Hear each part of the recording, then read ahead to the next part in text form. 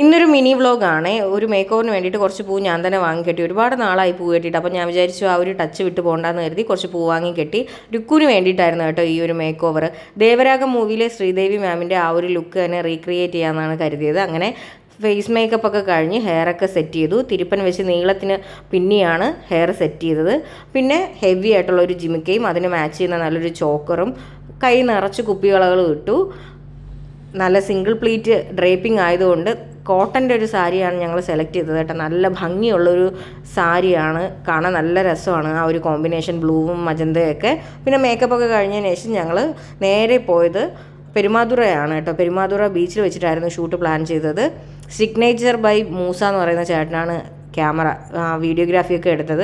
അവിടെ ചെന്ന സമയത്ത് സൺസെറ്റൊക്കെ ആയി, കുറച്ച് ലേറ്റായി, എങ്കിലും മാക്സിമം കവർ ചെയ്തിട്ടുണ്ട് കേട്ടോ. അപ്പോൾ ലുക്കിൻ്റെ ഈ ഒരു ലുക്ക് എങ്ങനെയുണ്ടെന്ന് എല്ലാവരും ഒന്ന് കമൻറ്റ് ചെയ്യണേ.